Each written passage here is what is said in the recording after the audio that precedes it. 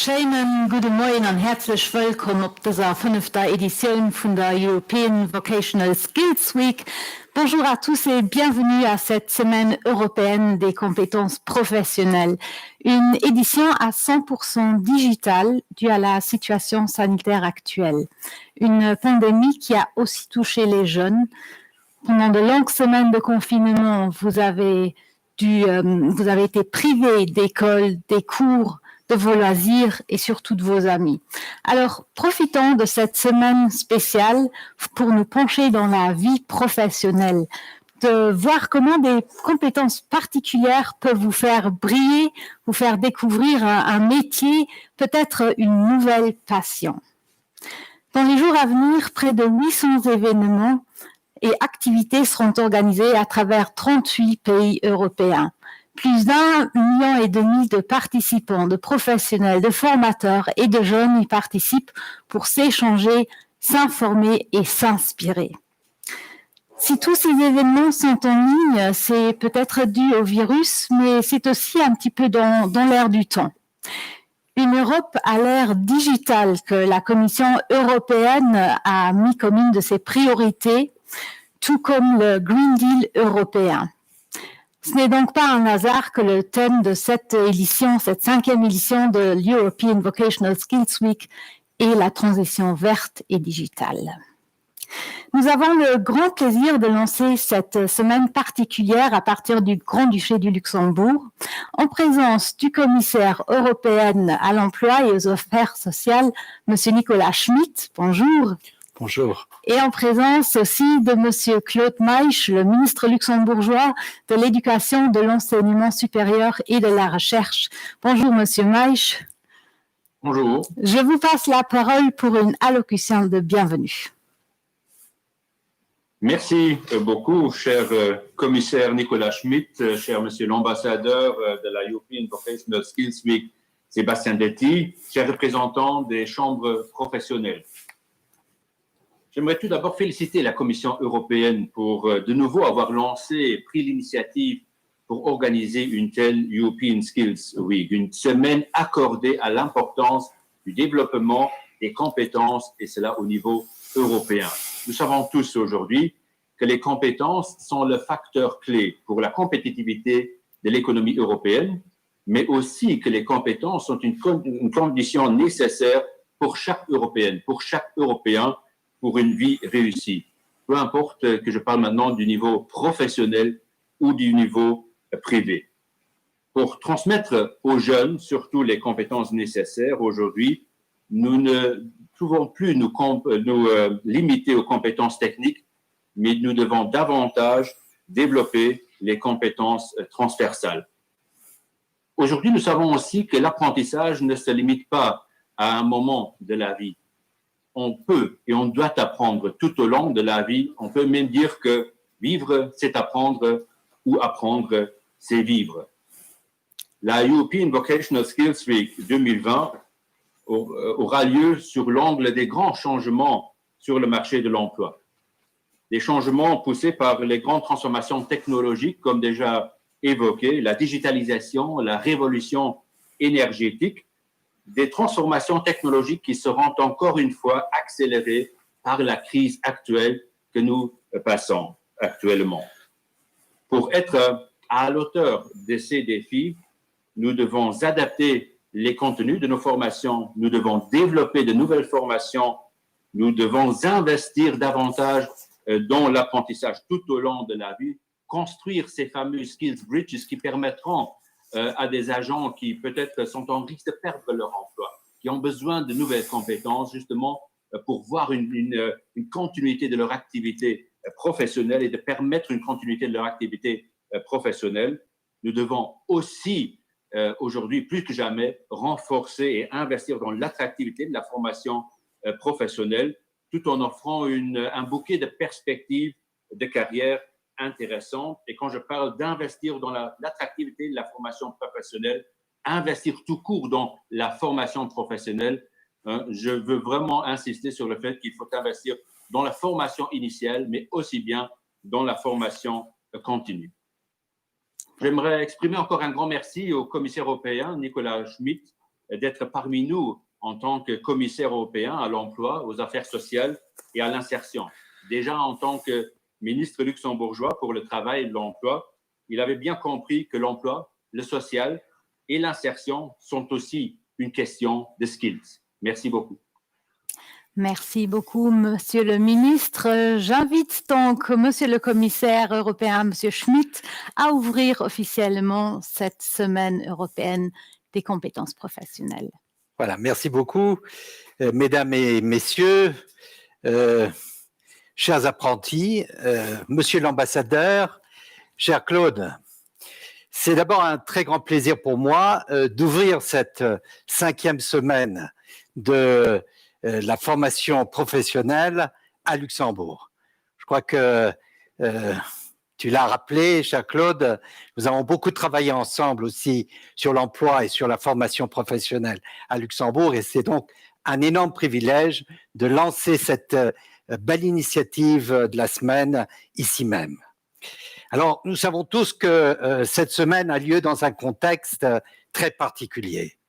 Nous ne pouvons pas être ensemble pour des raisons évidentes, mais par cela, nous montrons aussi que la technologie est devenue présente partout, et notamment tout ce qui est digital, tout ce qui est numérique. Et elle nous permet malgré tout, malgré les difficultés, de travailler ensemble. Alors, je sais que les jeunes, et surtout les apprentis, traversent maintenant une période difficile. Il n'est pas évident de faire un apprentissage sans pouvoir être présent sur son lieu de travail. Donc, heureusement, on a les instruments numériques, mais en même temps, nous devons assurer que ces difficultés pour les jeunes puissent être surmontées et leur garantir aussi toute la sécurité au niveau de la santé. C'est bien sûr aussi une période difficile pour les employeurs, surtout les PME, qui traversent une période très difficile et il faut les soutenir aussi, à la fois pour survivre économiquement, mais évidemment aussi pour continuer à offrir des postes d'apprentissage, pour permettre à des jeunes de poursuivre leur apprentissage, puisque si maintenant on ne forme pas des apprentis, ces jeunes-là vont d'abord avoir des difficultés en matière d'emploi, mais surtout, on va le regretter dans quelques années puisqu'ils ne se retrouveront pas sur le marché du travail. Alors, bien sûr, cette semaine aussi a lieu dans un contexte économique particulier. La Commission a lancé 2 grandes initiatives, à la fois la transformation verte, en misant beaucoup sur les technologies vertes, et deuxièmement, et la preuve en est donnée aujourd'hui, la transformation numérique. Et donc, ces 2 technologies, ces 2 révolutions technologiques sont d'ailleurs présentes dans beaucoup de métiers, dans pratiquement toutes les professions. Et donc, nous devons préparer les jeunes à assumer ces transformations, à être à la hauteur de ces nouvelles technologies. Et la formation professionnelle que nous soutenons et que la Commission a d'ailleurs essayé maintenant de promouvoir à travers une nouvelle recommandation, eh bien, cette formation professionnelle doit intégrer pleinement ces nouveaux changements, ces nouvelles transformations. Alors, je sais que cette semaine va donner lieu à beaucoup d'échanges au niveau européen. Vous avez cité 800 événements partout en Europe pour précisément soutenir la formation professionnelle et pour aussi motiver les jeunes, motiver les entreprises pour que, effectivement, cette formation professionnelle dans tous les domaines, on ne parle pas uniquement de l'apprentissage de certains métiers, mais je crois que la méthode de l'apprentissage, la méthode de la formation duale peut être étendue à beaucoup de formations et permettre ainsi non seulement d'acquérir les connaissances, mais aussi d'ouvrir plus facilement, plus rapidement la voie à l'emploi, l'entrée sur le marché du travail. Alors j'aimerais particulièrement aussi remercier l'ambassadeur du Luxembourg pour la formation professionnelle, Monsieur Sébastien Detty. Je crois que vous êtes un bel exemple de la réussite de la formation professionnelle puisque vous avez réussi à vous reconvertir. Vous êtes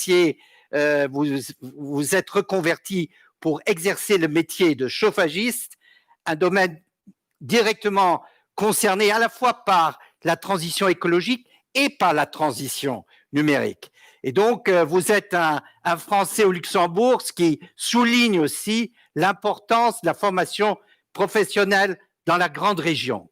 Et je crois qu'il y a beaucoup de potentiel encore à développer sur la grande région en matière de formation professionnelle. Donc, merci pour votre engagement en tant qu'ambassadeur du Luxembourg pour la formation professionnelle. Et je remercie aussi tous ceux qui sont engagés dans la promotion de la formation professionnelle et notamment les chambres professionnelles. Et Madame Bach représente en tant que présidente de la Chambre des salariés ces chambres professionnelles qui sont vraiment les fers de lance de cette formation professionnelle au Luxembourg. Merci. Vielmals merci, Herr Schmidt. Ja, die hat es gerade gesagt. Berufsausbildung ist nicht möglich ohne die Berufskummeren, die halt direkt mit involviert sind. Als stellvertretend für Sie, schwätzt die Präsidentin von der Salariatskammer, Madame Nora Bach, die hat das Wort. Merci. Monsieur le commissaire, monsieur le ministre, monsieur l'ambassadeur pour la formation professionnelle, chers apprentis, chers toutes et tous, je vous remercie pour l'invitation et c'est un grand honneur pour moi aujourd'hui en tant que présidente de la Chambre des salariés de pouvoir parler au mon nom et de pouvoir parler aussi au nom des autres chambres professionnelles, de la Chambre d'agriculture, de la Chambre de commerce et de la Chambre des métiers. C'est avec un grand plaisir que je viens d'écouter les messages des orateurs précédents et aussi les mots chaleureux envers les chambres professionnelles.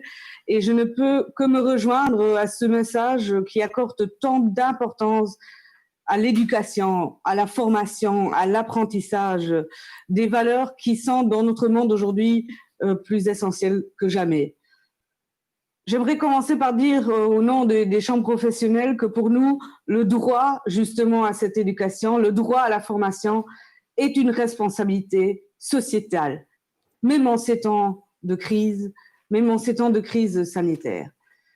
Et la crise sanitaire ne doit justement pas provoquer une crise de la formation professionnelle. Pour l'instant, les chiffres actuels concernant la conclusion des nouveaux contrats d'apprentissage au niveau national sont satisfaisants malgré la situation actuelle. Les postes d'apprentissage déclarés par les entreprises connaissent même une hausse par rapport à 2019. Et ces efforts entrepris par le gouvernement et par les chambres professionnelles pour garantir justement l'insertion des jeunes en formation professionnelle peuvent s'expliquer par différentes initiatives et différentes mesures à différents niveaux. Premièrement, l'introduction de cette prime unique pour les entreprises formatrices. Ceci est une bonne initiative, mais néanmoins, cette loi n'est toujours pas votée à l'heure actuelle. Les chambres professionnelles auraient souhaité un traitement plus expéditif de ce texte législatif qui nous a déjà pourtant été soumis pour avis fin août 2020.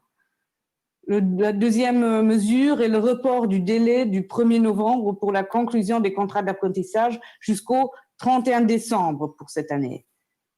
Et troisièmement, ce qui est une bonne chose ici, c'est le programme de soutien aux élèves à la recherche d'un patron formateur jusqu'à fin décembre 2020. Le confinement, et nous l'avons déjà entendu, de mars dernier a également eu pour conséquence le passage à de nouveaux modes de travail, des nouveaux modes d'apprentissage au Luxembourg, mais aussi de manière générale en Europe.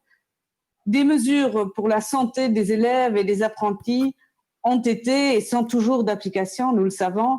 Au Luxembourg, heureusement, les lycées généralement sont bien équipés d'un point de vue technique. Ils étaient à même de passer relativement rapidement et tôt à l'apprentissage en ligne. Pourtant, différents secteurs économiques sont touchés davantage par la pandémie, ce qui fait qu'à l'heure actuelle, certaines entreprises formatrices n'ont pas repris leur activité ou ont repris leur activité en partie seulement. Cette situation risque d'entraver gravement la formation pratique en entreprise, nous l'avons déjà entendu, mais elle permet aux apprentis de pouvoir poursuivre leur formation théorique au lycée et d'avoir droit à leur indemnité d'apprentissage. À noter que durant l'état de crise, les apprentis concernés ont bénéficié exceptionnellement du chômage partiel, ce qui est une bonne chose. Or, la décision actuelle de ne plus faire bénéficier ces derniers du chômage partiel depuis juillet 2020 risque d'aboutir à de nombreuses demandes de résiliation des contrats d'apprentissage pour des motifs économiques. Les chambres professionnelles estiment qu'il importe d'éviter une situation dans laquelle les jeunes sont les grands perdants de la crise sanitaire actuelle. Elles demandent aux responsables politiques de reconsidérer la situation actuelle et de bien vouloir, s'il vous plaît, allouer le chômage partiel aux apprentis, au même titre qu'aux salariés. Sur initiative des chambres professionnelles, le télétravail, ou dans ce cas plutôt le téléapprentissage, pour les apprentis, a été accueilli positivement par le service de la formation professionnelle. Ce dernier a élaboré une note début novembre quant à son officialisation prochaine sous certaines conditions. Ce panachage entre apprentissage classique et apprentissage à distance nécessite de nouvelles méthodes pédagogiques et, s'il devrait se généraliser, un cadre légal, réglementaire et curriculaire pour garantir un apprentissage mixte de haute qualité. Les chambres professionnelles sont unanimes. La crise sanitaire actuelle remet en question la façon dont nous apprenons, la façon dont nous enseignons, et ensemble, avec les pouvoirs publics, avec le ministère de l'Éducation, avec le ministère du Travail, il importe qu'elles assurent pour les apprentis qu'ils reçoivent des apprentissages de qualité, qu'ils soient préparés à des emplois durables de qualité, qu'ils puissent assumer une citoyenneté active. Et des défis quant aux nouvelles méthodes d'enseignement en matière de contenu, en matière d'évaluation aussi, et autres sont à relever dans les prochains mois. Ces défis dépendent notamment de l'accès à Internet déjà et de l'accès aux autres nouvelles technologies que les apprentis ont à leur disposition. Il importe de veiller à ce que tous les élèves, tous les apprentis, indépendamment de leur situation, disposent de moyens adéquats. Une pénalisation, une exclusion pour certains apprentis, lesquels ont des répercussions souvent durant toute une vie, doivent absolument être évitées. Et en sus du développement des compétences numériques, un apprentissage à la citoyenneté est de mise. Participer à des activités sociales, des activités civiques, s'engager tout au long de sa vie à la défense des droits démocratiques est un enjeu de taille. Les chambres professionnelles y apportent leur contribution, notamment en organisant des séances d'information à l'attention des apprentis pour leur faire découvrir le monde du travail, le fonctionnement de l'économie, l'importance, le rôle des différentes institutions au sein de la société. Voilà, en guise de conclusion, l'ambition des chambres professionnelles est de continuer à rehausser la formation professionnelle, d'en faire la voie royale d'acquisition d'une profession ou d'un métier et d'un emploi, voire d'une responsabilité entrepreneuriale également. Les jeunes qui participent à la session d'aujourd'hui ont donc fait un excellent choix de s'orienter vers l'apprentissage. L'apprentissage est à nos yeux la réponse adéquate aux besoins de main-d'œuvre qualifiée des entreprises. Et pour permettre aux jeunes d'obtenir une qualification, laquelle devrait garantir un accès à un emploi durable et de qualité, et donc la possibilité à une vie professionnelle et une vie privée épanouie. De ce fait, les chambres professionnelles se doivent d'insister qu'il faudra par tous les moyens essayer d'atténuer les répercussions de la pandémie de Covid-19 sur la formation professionnelle, sur le système éducatif et sur notre société en général. Je pense que c'est notre mission commune. Je vous remercie. Vielmals merci fir wieder Madame Back. Ja fir das europäesche Woch vun den Berufskompetenzen wat wir eigentlich firgesinn, dass den Kommissär, den Herr Schmid an den Minister Claude Meich sollten raus an den Lycée goen, sech mat Jonken Atelier nukucken an dann bisselchen sech austauschen an den durch die heich Infektionszuelen ass dat leider haut jo net méiglech wie all wëssen do fir dese Webinär mi lussen also trotzdem net huelen fir aus op den Terrain anschule bei die Jung zu goen an zwar eng klein Reportage dem lo gucken.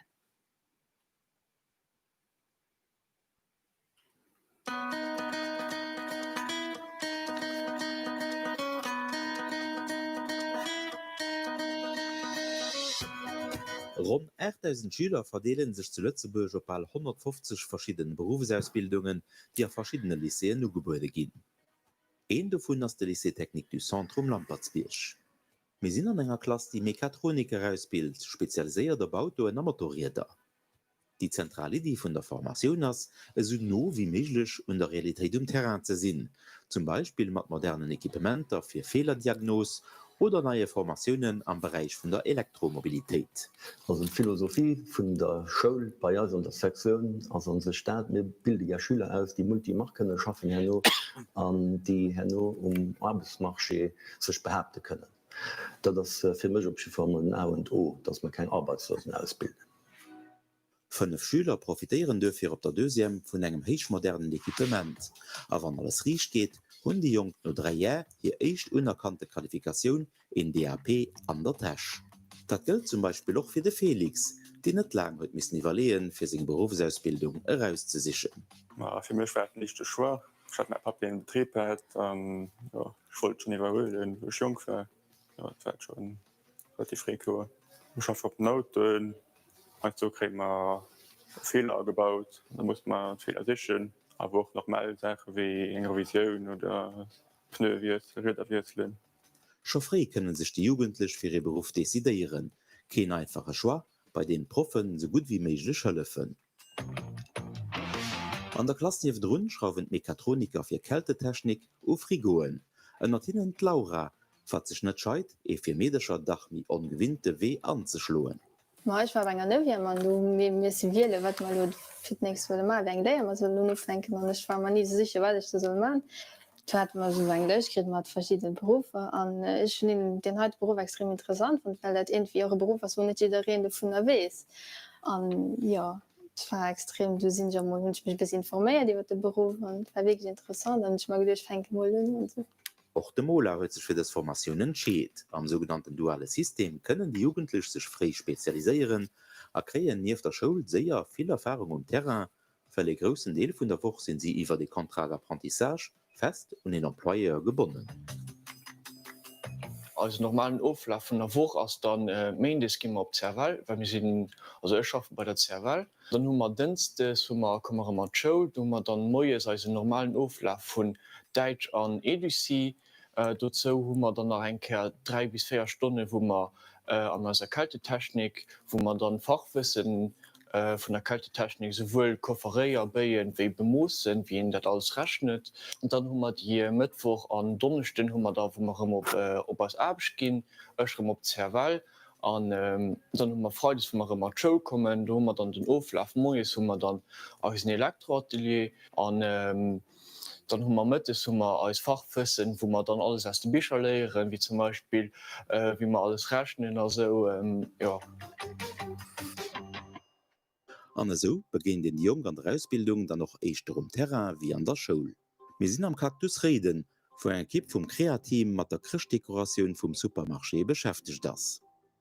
Eine genaue Aufgabe hat auch Laetitia, die am Lycée des Arts et Métiers an sich für den Berufsweg von der Dekoratrice entschieden hat.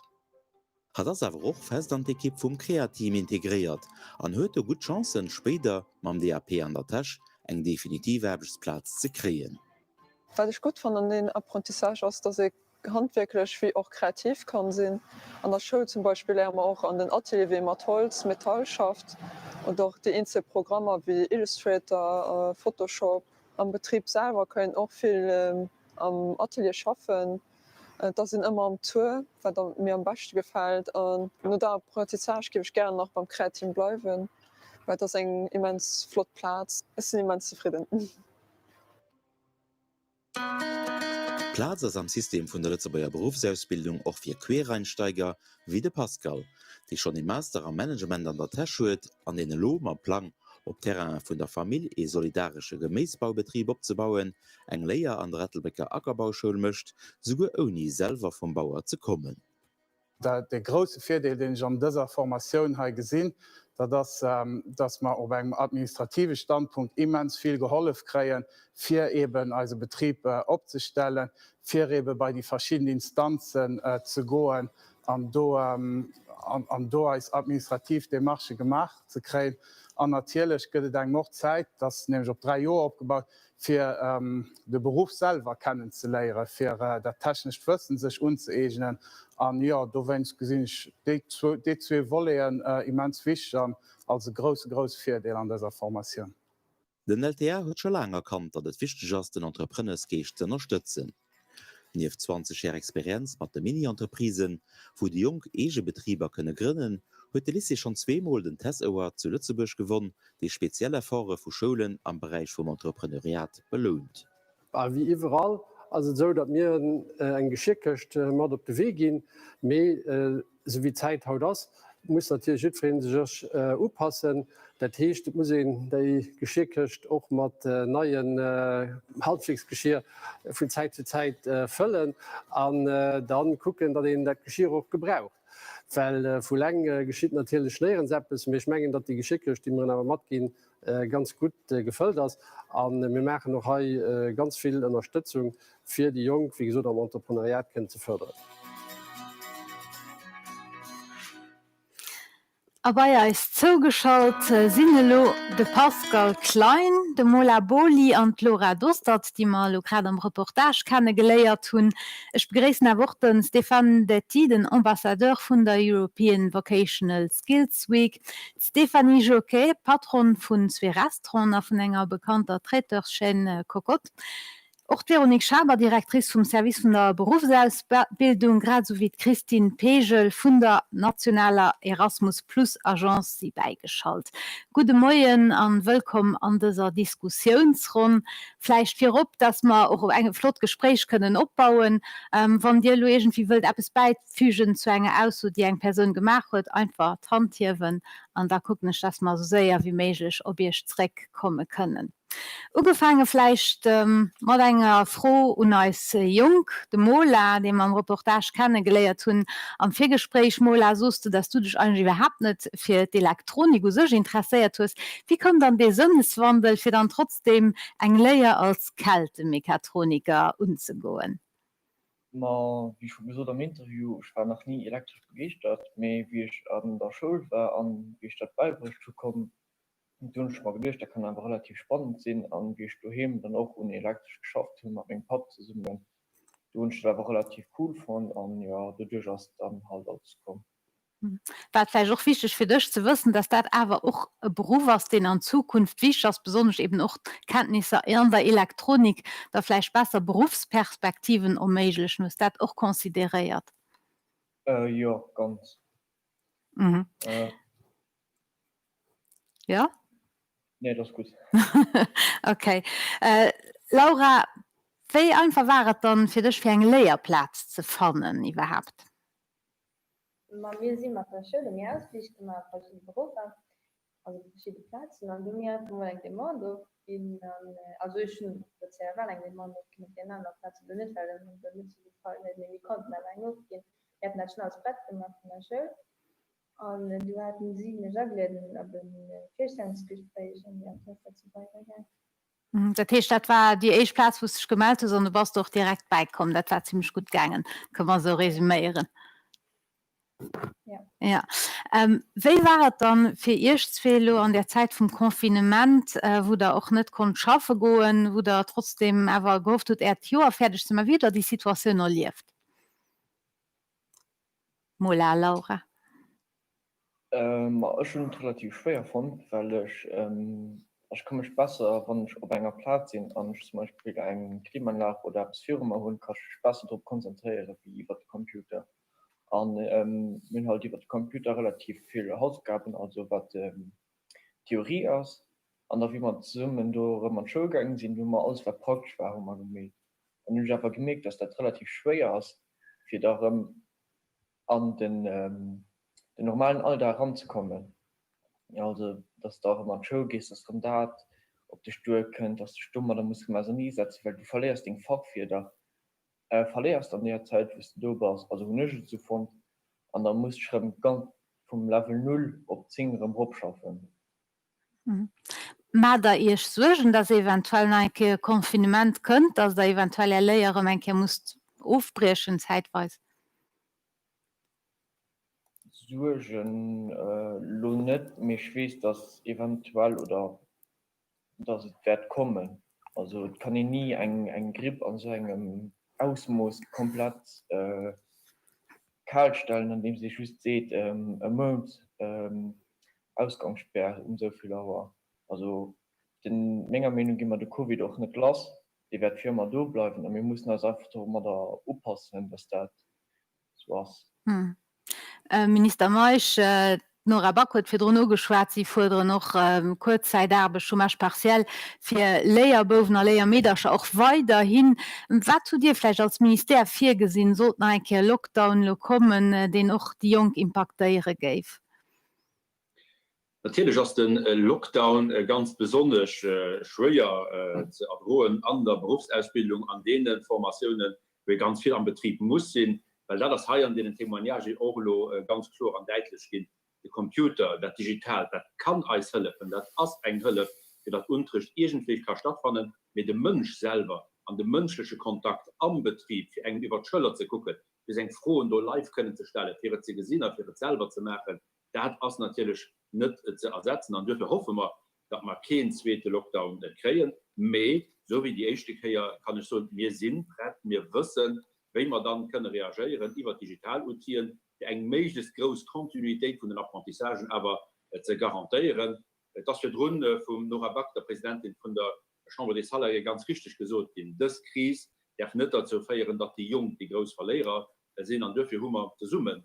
Mit den Chambre professionell muss es schon Option gesagt, für eben können zu gucken, dass die Jungen an der Formation können dranbleiben, dass die aufgeschlossen haben, aber auch Perspektive kriegen, für auf den Arbeitsmarkt zu kommen. Und ich denke, dass wenn es notwendig ist, da kriegen wir auch der Doter Mesuren auch noch in Zukunft geholt.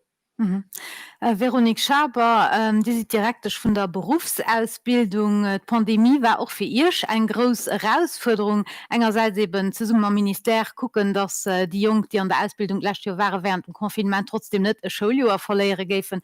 Auf der anderen Seite aber auch assurieren, dass für das neue Schuljahr, wo die wirtschaftliche Situation ja viel mehr prekär ist, dass auch da weiterhin Junker ausgebildet gehen, also Lehrplätze kriegen. Da gibt doch eine ganze Reihe Incentives für die Betriebe, am für drin heieren Primen, dass auch méich geht fir bisschen mi lang Zeit zu kriegen, für ihre Patron des Stage zu finden.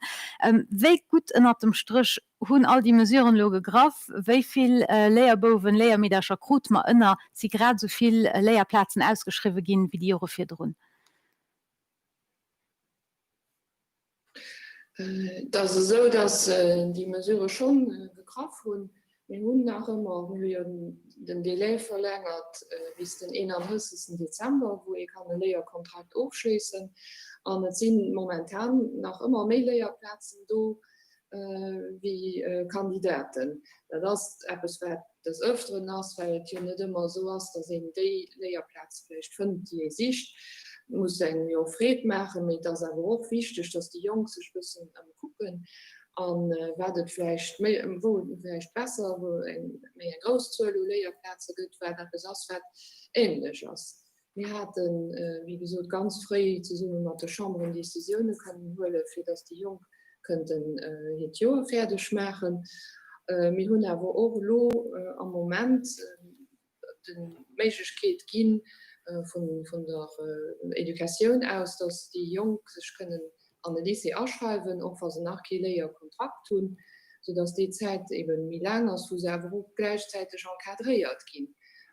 Einerseits vom CNFPC, aber auch von den Lyceen. Und auch ja nur werden wir gucken, für als maximal anzusetzen, was sie Patron von tun, natürlich dann sind wir als Ziel kommen, aber was sie kein von tun, da muss man zusammen mit den Lyceen analysieren sich. Die Lesungen do leider auch schon eng Dich, die nennt sich Wat for Fit für Junker eben, die bis zum Ende vom Jahr Patron fannen stell, das de vielleicht mal kurz für Fit for Wat viel mehr. Ja, Fit for Wat, das ist ein Begriff, den man von ja so viel der Programme mit Fit. Also mit all den Konditionen, wenn dann die Jungen aber nach Patron so fand und dann gucken wir, wie gesagt, da können vielleicht an der Lycée gehen, da muss ich ein bisschen sich vor und viel wert.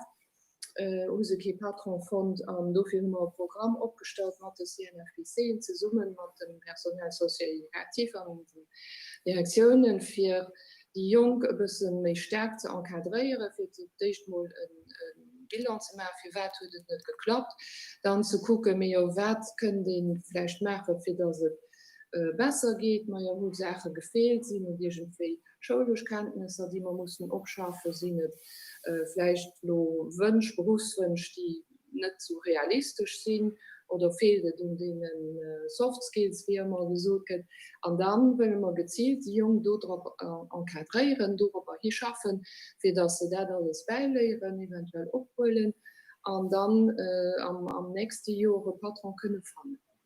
Geht also drums die Jung auch aktiv zu behalen, noch wann sie kein Patron fand und gucken sich weiter zu entwickeln.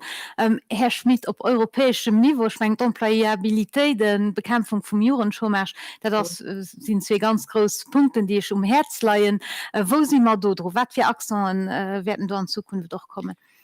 Ich meine, wir haben schon am Juli eine Initiative lanciert, für den Jugendchômage zu bekämpfen. Dass wir darüber gesagt gehen, die Jungen riskieren die größten und die ersten Viktimen von dieser Krise zu sein. Durch eben den Fakt, dass die Entreprisen nicht mehr so anstellen wie wir tun. Das effektiv, und ich bin ganz froh, dass das nicht der Fall zu Lützeburg ist. Das ist aber der Fall an anderen Ländern, dass Männer und Junge können an Apprentissage gehen. Und die Initiative ist jetzt Youth Employment Support, wo die Kommission eine ganze Reihe Mesuren noch vorschlägt, dafür zu sorgen, dass junge Leute ein Apprentissage kriegen, mehr aber auch einen Job, auch am Sinn, dass können akzeptieren, dass gewisse Jobs können zum Teil subventioniert gehen, weil das besser ein Junge für den Job lehrt Job wie ein am Chômage. Und der Zweite, dass wir die Jugendgarantie, die wir auch heute zu Lützeburg haben wir ein bisschen gestärkt, nach auch mehr ausgerichtet auf besonders die Kategorien von Jungen, die die größten Schwierigkeiten haben, an den Arbeitsmarkt zu kommen. Und der Dritte ist natürlich einen immensen Akzent auf Kompetenzen setzen, auf Skills. Wir lancieren noch das Woche ein Pakt für Kompetenzen, ein Pakt für Skills, von Berlin aus, wo eine ganze Reihe, hunderte von Entreprisen sich engagieren, für mehr an Kompetenzen, an Formation continue, an die Ausbildung von den Jungen zu investieren, aber auch die Ausbildung oder die Weiterbildung von ihrem Personal, weil wie der Minister Marsch gesagt hat, die Ausbildung muss über das ganze Leben gehen. Das sind also eine Reihe Akzente, die wir setzen, wo auch die Kommission bereit ist, zu kofinanzieren. Wir sehen 22 Milliarden für die nächsten 2-3 Jahre an die Bekämpfung vom Jugendchômage zu investieren, weil die eigentlich ein Zentralthema auch ist von der Europäischen Union. An der Bekämpfung vom Jugendchômage spielen et Patron d'Entreprisen eine ganz wichtige Rolle. Eng von denen das Bayer zugeschaltet, das Madame Stéphanie Jocquet. Donc vous êtes patronne de 2 restaurants, d'un service traiteur bien connu. Vous employez 180 personnes et malgré la situation économique très difficile du moment, vous avez choisi d'embaucher 15 apprentis maintenant en septembre. Qu'est-ce qui vous a motivé de faire cela?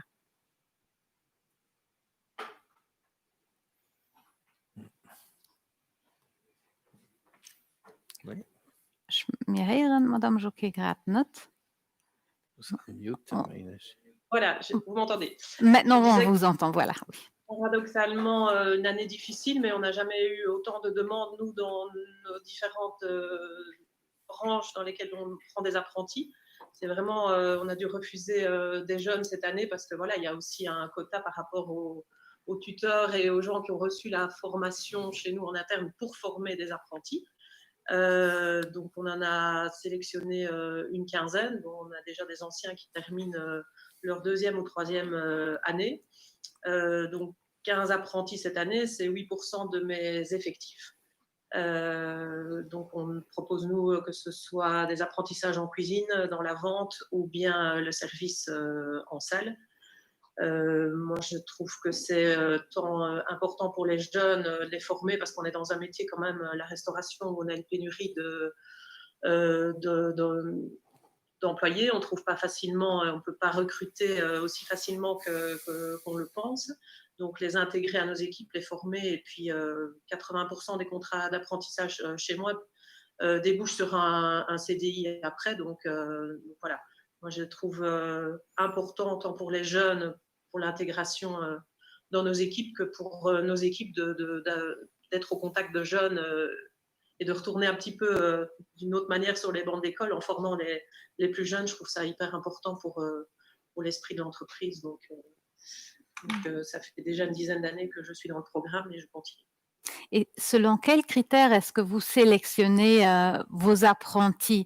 Qu'est-ce qui est important à vos yeux? Le plus important, c'est la motivation, parce qu'on est quand même dans un des secteurs les plus compliqués. On a des horaires compliqués à proposer, on travaille quand les autres s'amusent, on travaille le week-end. Donc, je crois que l'essentiel, c'est que le jeune il soit motivé, que ça lui plaise, qu'il ait envie de faire ce travail-là. Donc, je pense que c'est vraiment la formation, on la donne, les compétences, on va aller les chercher, on va les mettre en avant, mais le fait d'être disponible et motivé, c'est vraiment l'essentiel pour moi. Stagen am Ausland die gifen och fir eng besser Employabilitéit sugen, dat se Christine Pegel direktech vun der nationaler Erasmus+ Agenz. Ja, Erasmus ass och méiglech an der Berufsausbildung, dat wësse vielleicht net.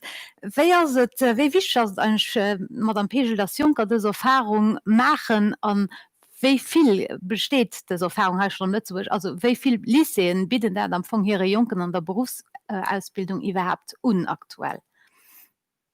Guten Morgen. Wir haben ein großes Nachfrage aus Stagen von Lyceen, die ihr Jung am Kader von der Berufsausbildung an Deutschland checken. Die zwei Lyceen, die bei uns am meisten aktiv sind, sind mit Sicherheit Totalschule und auch Dackerbauschule. Das sind die am meisten Fonds aufholen, am meisten Mobilität. Das Jahr natürlich ein Erasmus+-Programm ist auch von der Krise sanitär getroffen, in dem Sinn, dass verschiedene Mobilitäten virtuell müssen umgesetzt werden, respektive auf einen späteren Moment, wenn das möglich ist, geregelt sind. Wir sind aber froh zu sehen, dass wirklich ein großer Nachfrage ist und dass das Erfahrungen sind, die den Jungen immens viel bringen. Und zwar nicht just für beruflich eine echte Erfahrung zu kreieren an ihrem Bereich, wo sie dann ihre berufliche Ausbildung machen, aber auch persönlich, das Wort Soft Skills ist schon oft der Fall, wenn ihr an das Ausland geht, muss ich gucken, dass ihr eins wird, muss ich sich eine Wohnung sichern, auch wenn die Lyceen hier Schüler viel dabei unterstützen, wo ihr ein bisschen mehr Erwürse geht, und für sich selber responsabel ist am Ausland. Wenn wir von 2014 gucken, haben wir en moyenne eine Demande von allen guten Lyceen, die mitmachen, von 160 Mobilitäten. Du sind aber auch 25% Mobilität für Personal aus der Berufsausbildung, wobei der Tisch Enseignants, die Informationen an Ausland machen, gehen, für dann verschiedene Sachen ja noch weiter an ihre Schüler zu gehen. Voilà. Lyceen, also ich würde gesagt, Totalschule, da leidet natürlich auf der Hand, wenn ihr ja nur am Bereich Tourismus will schaffen, Hotellerie, und das Sektor aus den alle getroffen ist durch die aktuelle Krise, als eine berufliche Ausbildung ein Argument an ein klaren Avantage auch für eine bessere Employabilität.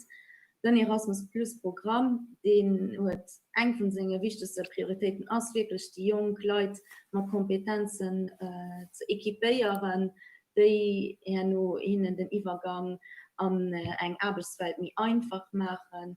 Und voilà. Andere Lyceen sind, ja, ich will die Lyceen nur nicht alle abzählen, weil sind ein jetzt, wie als Hauptklient, wenn ich das so sind, Ackerbauschule und Hotelschule. Tech das awer och nach bësse Luften wen ass dats na méi Lise kéinten am vung mat mache fir den Jonken die Gelene ze ginn sech bëssel Schnäsel an Erfahrung ze sichen an Fläich eben och ze kucke wat fir Kompetenzen am Ausland gefrot sinn wat och do wichteg ass wat Jochem dann eng besser Employabilitéit zucht. Wann lo se dat am Kader vun der Europäescher Woch vun der Berufsausbildung Mëttwoch die iwwerschaffte Plattform vum Europass aweit erklärt alsläich mal kurz wéi das werd ausgesinn an wéifern so eng Roll an der Bekämpfung vum Jurenchomage ka spielen. Ja, die neu, also die Europass-Plattform, die gibt es ja schon mé lang, die gibt es seit 2005. Die ist aber lo zur Summe, also die Kommission hat die ganze Plattform überschafft, auch mit neuen Funktionalitäten, die auch sollen op Besoin vun Haut Besoin vun den neuer mi moderner Berufswelt diese Besoin gerecht gin an sowas Ufang Juni die neue Plattform lancéiert gin. Die Meesler kennen den Europass durch een allmodischen CW-Modell, woch oft gesucht ja wat ich will wie ein sexy CW, wann ich mich bei einem Employer melden. Ich muss wirklich so eine Kommission immens gut Arbeit gelegt. Die neue Plattform ist hypermodern, aber bietet immens interessante Funktionalitäten. Die Idee ist, für alle EU-Bürger Möglichkeit zu geben, sein eigenen Parcours sowohl schulischen Level wie auch noch Planifikation für seine eigene Karriere online zu machen, an einem securisierten Cloud-System. Die Idee ist so gut, dass wenn ihr sein eigenes Profil ausgefüllt wird, dann drückt ihn auf den Knöpfchen, dann hat ihn zack sein CV an einer super präsentabler Form. Es kann ihn Employeuren seine Demanten en ligne weiterschicken oder sein Profil teilweise mit potenziellen Employeuren delen. Aber die Mensch ist, dass das Plattform auch demnächst soll personalisiert Propose machen, sowohl für Formationsmöglichkeiten an den verschiedenen EU-Ländern wie auch Emploi mit einer Zusammenarbeit mit EURES, so dass wir sind ganz gespannt, wie auch noch die supplementären Funktionalitäten werden ja noch aussehen. Das ist ein super Outil für jeden und natürlich interessant für die Berufsausbildung zum Beispiel. All die Jungen, die am Kader von Erasmus Stage am Ausland machen, die benutzen den Europass CW, weil das auch auf EU-Level bekannt als an eng Transparenz auch bietet Level von den Kompetenzen. Und wir als Agence wir sind auch nationalen Europass Center. Op all Land sollen offizielle Lancement von der neuen Plattform an die ist bei uns den 11. bis 11. also am Kader von der Skills Week 3 Jahre für die Leute interessiert. Sie können es schon ganz gerne ummelden. Merci für diese Explikationen. Ja, der Sujet von dieser thematischer Woche ist einerseits Transition verte et andererseits auch die numérische transition. Madame Jocquet, est-ce que vos entreprises s'orientent aussi vers ces nouveaux terrains, vers la digitalisation? Quel rôle est-ce que le numérique joue aussi dans la restauration? Le numérique, on est en train de développer notre système de gestion d'entreprise. Donc pour Cocotte, je crois que ça répond plus à une demande pour l'activité traiteur. Dans la restauration même, c'est un petit peu difficile, si ce n'est pour la gestion d'entreprise, de réfléchir à ça. Mais on a déjà mis cela en application dans les magasins avec la gestion des invendus digitalisés. On va développer ça pour la gestion d'entreprise. Donc c'est essentiel pour une meilleure gestion. Donc ça va aller de la gestion des stocks, des fiches techniques pour chaque ingrédient qui compose les recettes, géolocaliser les camionnettes pour aller à l'essentiel dans les parcours et ne pas gaspiller en trajet. Donc voilà, il y a des programmes qui sont mis à notre disposition pour pouvoir investir là-dedans et on développe bien évidemment ce volet dans mon entreprise. Donc et on a mis à contribution tout le monde puisque l'outil va être utilisé par tous les niveaux de compétences de l'entreprise et du plus simple poste au plus compétent. Donc tout le monde participe à ce projet. Donc, c'est assez important que là aussi, il y ait une formation continue que vous assurez.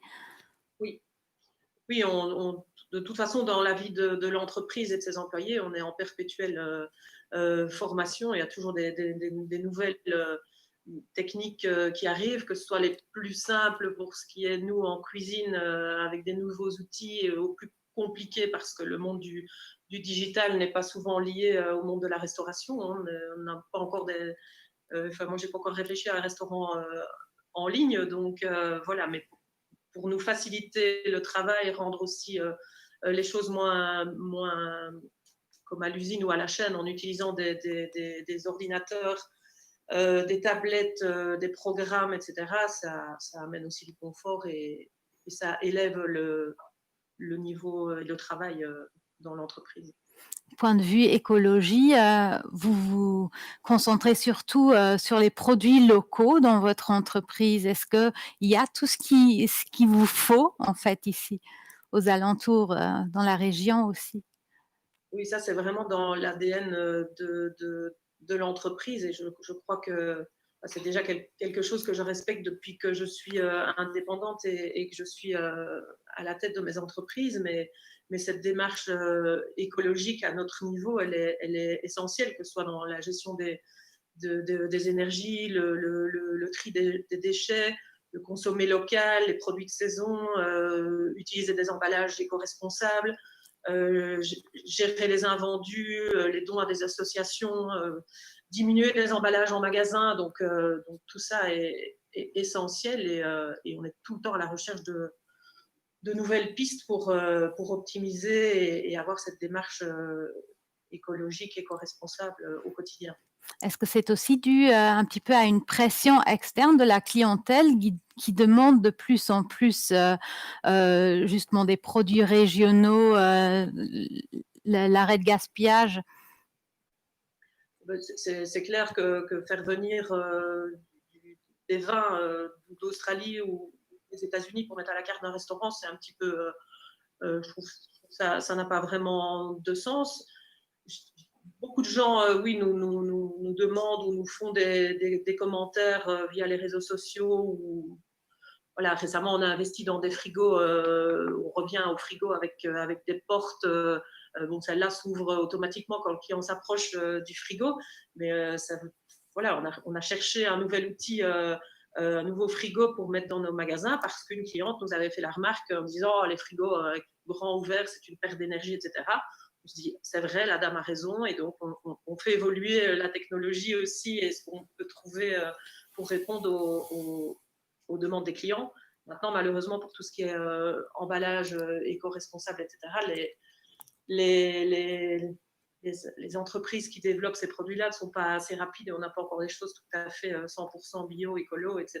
Donc, on va plutôt mettre l'accent sur le tri des déchets et en attendant que des choses plus performantes et plus éco-responsables arrivent sur le marché.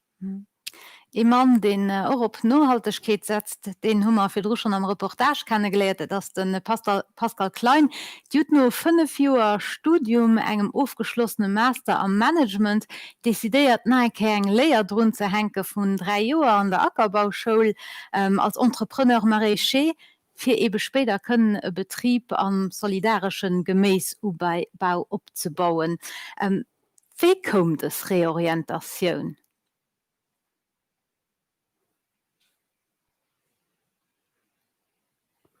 Mikro. Ich meine, de Mikro ist nicht op. Also. Ja? Ja? Wunderbar. Hat dat froh net heieren? gut Format. Ah, wunderbar. Ma ja, wann der will erklärt als mal wéi dat zu der Reorientation kommt. Ja, dat ass eng Passioun gewécht fir langem, wo ich aber nie konkret an Praxis ëmsetze kommt. Natürlich no der Schulsinnig mal orientiert in Studie machen zu goen, weil ich noch gemacht hun an schön wie ich aber dun Träger Plötzburg gekommen sind net wirklich stattfund wat man gift gefallen an ich war noch immer passioniert von Nachhaltigkeit an den Sujet von Klimawandel. Und schon mal gesagt, ja, für was nicht selber agieren und etwas selber aufbauen mit den Valeuren, wo wir selber entsprechen. An dem Kontext und ich mich Stunde ein bisschen informiert, was ich könnt machen zu Lützeburg. Und ja, du siehst auf die Formation an der Ackerbauschule gefallen, die mir richtig gut gefallen wird und die auch zu dem gepasst wird, was an der Idee ist, was ich selber will aufbauen. Muss ich nur so und wäre auch eventuell die Möglichkeit gewirrscht für eine Formation von 7 Monaten in Frankreich zu machen, die zwar etwas gekostet hat, der war viel mehr kurz gewirrscht. Bon, die sieht an der Ackerbauschule am 2. Jahr, die hat den langen Parcours gewählt und die sieht auch wirklich ganz froh darüber. So, da viel wert. Erklärt uns mal, inwiefern das da wirklich die UT immer auf den Weg kriegt, die da braucht, oder vielleicht auch die Konditionen de base, dass da aber auch existenziell könnt etablieren, inwiefern das das Studium an der Ackerbauschule die Lehrer je Stunde gehen können. Ja, natürlich. Wenn so eine Idee developieren, können den als mal mit viel Ideologie ran, mit einer Idee, dass das ziemlich einfach umzusetzen ist.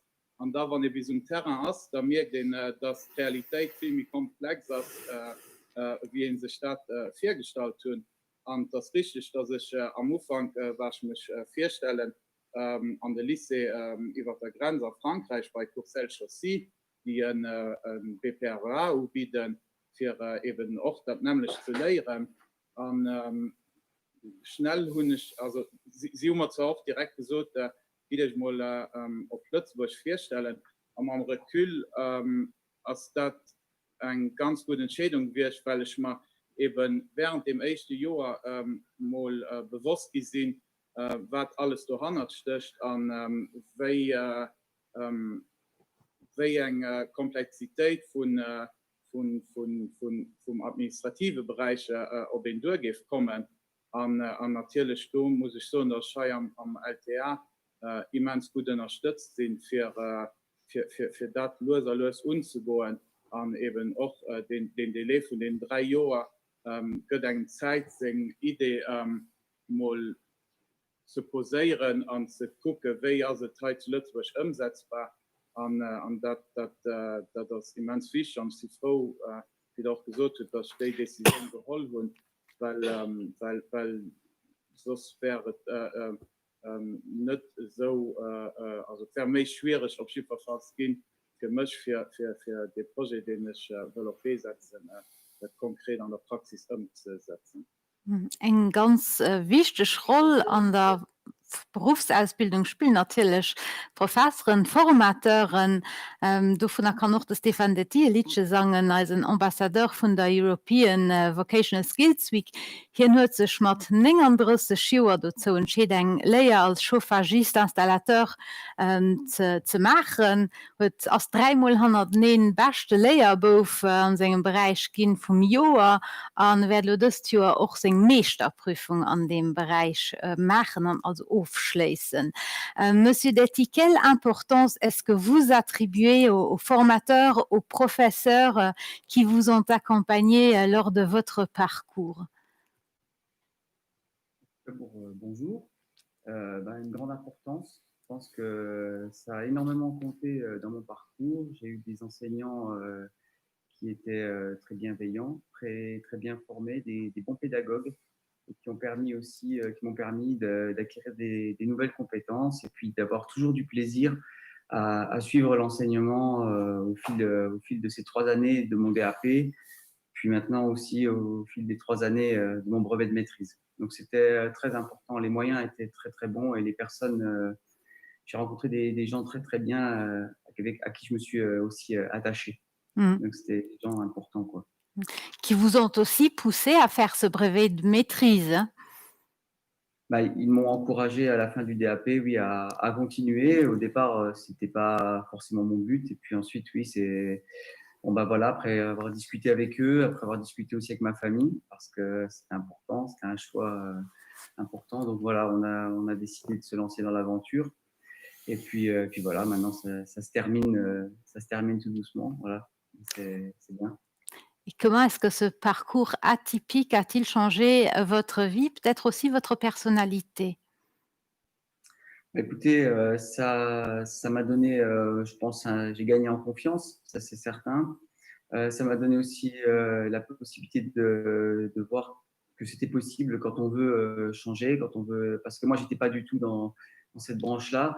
Donc la possibilité de changer du tout au tout, c'est jamais trop tard, malgré l'âge. Moi, j'ai commencé à 39 ans, donc c'était vraiment une réorientation sur le tard. Après, au niveau de mon travail, évidemment, ça a changé aussi des choses, puisque j'étais à la base, je travaillais sur les chantiers. Maintenant, je suis chargé d'affaires dans les bureaux.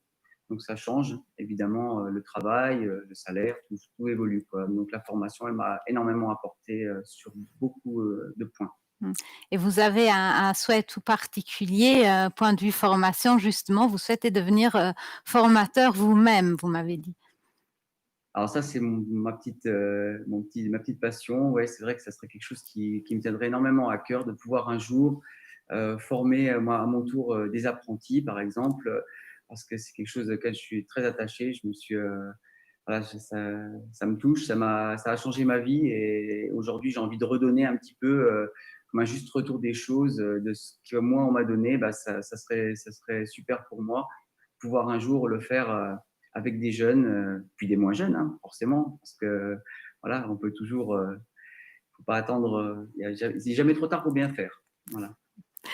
Da geht et natielech och drums, dat hummer scho fir un Pummel heieren den Schüler eng Ausbildung ze bieden, déi den Uforderunge vum Mu entsprcht ze fit fir Erbesmarkt vum Mu ze ma. Sprch eben noch Nohalkeet an Digitalisierung, Madame Schaber, wéi probéiert Dir dat an der Berufsausbildung ze garantiieren?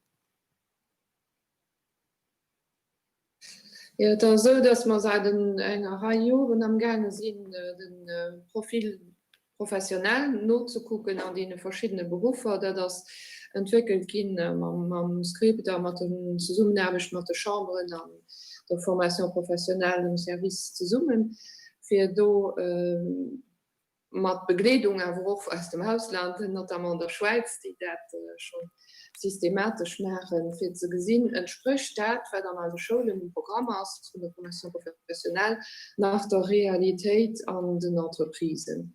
Do ginn sinn eng Highlight, die dann eben dummer der befasst sind fir zu gucken, als du eng groß Veränderung kom an den Joren 3 Meketen entweder aus dem Profil vun der Formation nach richtigen entspricht dem wer dem Terra gefrot gëtt, oder et muss liicht Adaptationune bemerk gin oder muss wirklich ganz viel geändert gin. Da könnt ihr schon feststellen, dass auch notamment den Impact von der Digitalisation schon müssen am großen ganzen die Programmen, die durch Equipen dass die Programme müssen verändert gehen, angepasst gehen. Und das geschieht eben durch Equipen, die dann zu Summen von Gestalt sind von der Schule an von den verschiedenen Entreprisen, sodass man schon ganz nur der Realität vom Terrain sind, für zu gucken, dass als Lehrjungen, Lehrmanager an der Formation initial so ausgebildet gehen, wie sie an den Entreprisen können bestehen.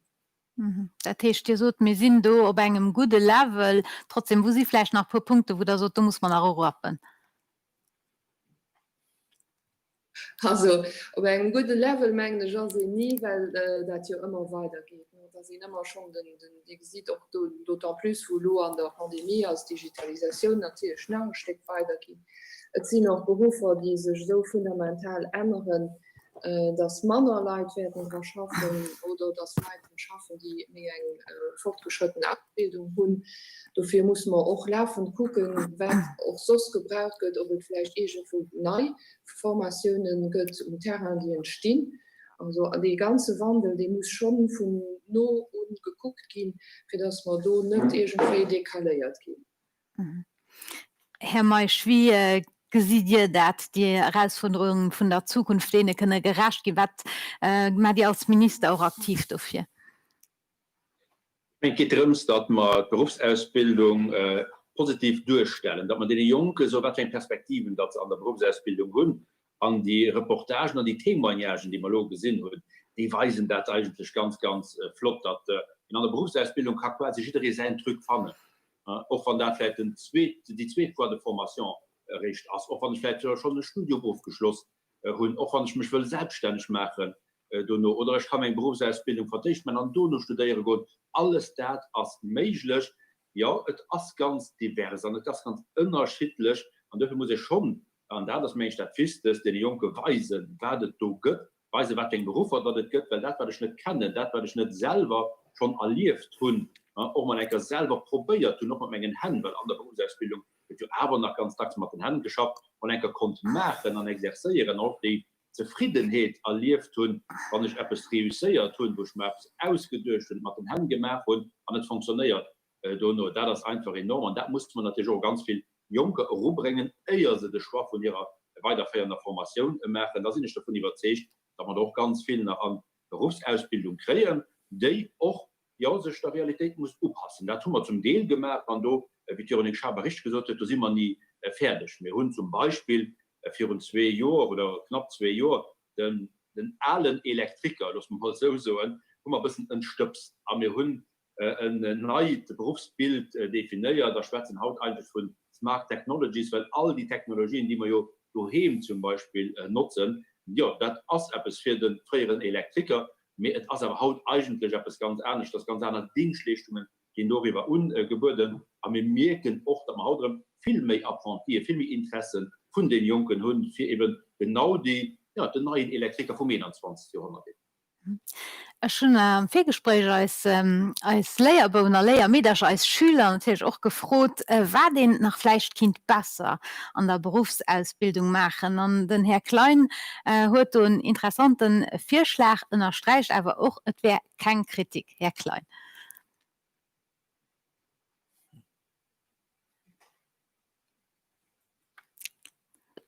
Wir haben ein Problem mit dem Ton. Wiederum du. Frohe darum heieren. Ja. Ja, also war das wie man nicht geschwar was ich gesagt und dass also ich muss sich klar sehen wann den gewissen Alter hat nach einer Ausbildung will machen dass es eine lange Zeit ist und dass mental dafür muss präpariert sind das nicht bei denen das Licht soll holen und ja für mich meine Erfahrung nur wo ich kann schwätzen echte Jahr als dass ich am Fond einer Manière d'éducation an wie Schulhalle geht am Ausland gesehen hun an den Zweck an der Lycée könnt an der Lycée wird nicht viel geändert seitdem ich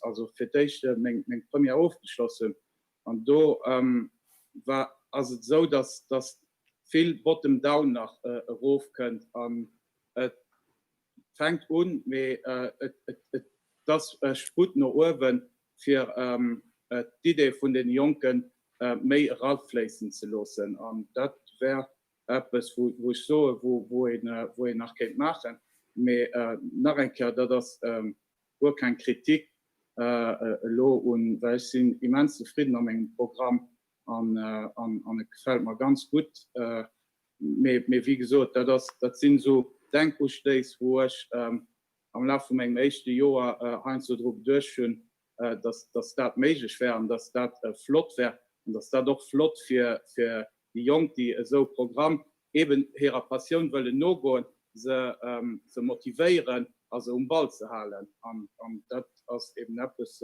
wo ich so und das nach Sputen ist. Also die Förderung von Eigeninitiativ an der Berufsausbildung, das was ich eigentlich nach Herz leid, wenn ich das richtig interpretieren.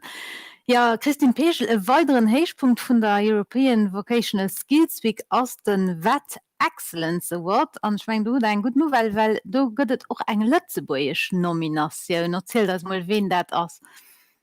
Ja, das ist so alle Jahres aus den absoluten interessanten Event von dieser Woche natürlich den offizielle Closing Event an do geht es spannend, weil du gehen Welt Excellence Awards ausgedeelt. Und du sind wir am Funkgehol ganz hilfreich, weil ein letzte Woche schon noch der Dackerbauschule du bei der potenziellen Laureaten figuriert. Wir hatten vier noch schon in dem flotte Reportage hören, Dackerbauschule als eine Schule, die ganz viel Erfahrung hat mit Projekten und Initiativen, wo es geht in den jungen, hier Initiativ, mir auch hier ein Esprit d'entreprise zu fördern. Da war zum Beispiel dann Mini-Entreprisen an auch Partizipation und Konkurse von den jungen Entrepreneure genannt. Voilà, an dem Sinn sind sie an der Kategorie Vet Innovators bei denen zwei Projekte, wo Kinder herausgesicht gehen. Also das heißt, sie sind am Anfang eligibel als Schule, als solch, das ein Vet Innovator Award zu kriegen, Entrepreneurial School Award heißt das. Und es gibt dann noch davon profitieren, für einen kleinen Aufruf zu starten, weil kann die nämlich noch bis Mai Sengstem aufgehen, wenn ihr wollt für die Dackerbauschule voten, dann macht das. Voilà. Und das Resultat gibt mir wenige Wochen, so da ist das noch vielleicht kurz. Ma Freiden am Kader von der Konferenz de Clôture, die aus Freitag den 13. Das bringt ja auch Glück, von 10:30 bis 12:30. Okay, ich kann ihn dann wahrscheinlich auch live online servieren. Herr Schmidt, ich hatte gemeint, der hat Handneinke gehoben. Ist das so? Oder? Nee, ich will das unterstreichen, was Madame Logis gesagt hat. Das gehört doch zu dem ganzen Effort, die man macht, europaweit, für die Valorisierung von der Formation professionell. Ich meine, das ist eigentlich formidabel, wenn ihr gesagt, wie ein Movement am Gang ist an alle Länder, für die Formation professionell zu stärken, für auch den Jungen Vertrauen zu geben, dass das ein äquivalente Weg ist, für sich auszubilden, dass das auch ein Weg ist für Leute, die mich spät sich wollen ausbilden lassen, oder über das ganze Leben ein normales Changement de Parcours. Wahrscheinlich an der neuen Ökonomie werden mehr oft Changement de Parcours notwendig sein. Und das ist gerade die Formation professionell der richtige Weg ist. Und dafür hoffen wir alle gut, dass auch die letzte Kandidaten gut aufschneiden, einen Preis kriegt. Ich meine, das ist auch ein Symbol für zu weisen, dass die Formation professionell ein europäisch Weg ist für Kompetenzen, für Talente zu fördern und en plus für andere Experienzen kennenzulernen. Ich meine, das ist etwas ganz Wichtiges. Erasmus ist also ein bisschen auch Victim von dem Covid, aber Erasmus bleibt von den wichtigsten europäischen Programmen. Vielmals merci euch alle Guten für das flott Diskussionsraum. Ich denke, ich gebe dann als Aufschlusswort ein Keonier rübergehen, Herr Schmidt. Ja, ich meine, schon eigentlich die Aufschlusswort. Ich will nicht fragen, merci so, den er partizipiert hat und auch sich engagiert weiter für Formation professionell zu Lützeburg weiterzubringen. Den Minister natürlich, alle seinen Kollaborateuren an, besonders auch der Madame Schaber, Kollaboratrissen. Ich meine, das der richtige Weg, wie ich wieder gesagt habe, das ist eigentlich ein ganz europäischer Weg, auch das Bewusstsein dort, dass die Formation professionell eine Zukunft wie als für die Jugend an Europa, auch für den Emploi und auch für die großen Veränderungen, ob sie digital, grün oder wie auch immer, als für denen voll Rechnung zu tun. Noch einmal ein großes Merci und ihr auch für das so flott animiert zu. Merci. Und nun nach Wort und den Herrn Meisch für einen kleinen Aufschlussmessage.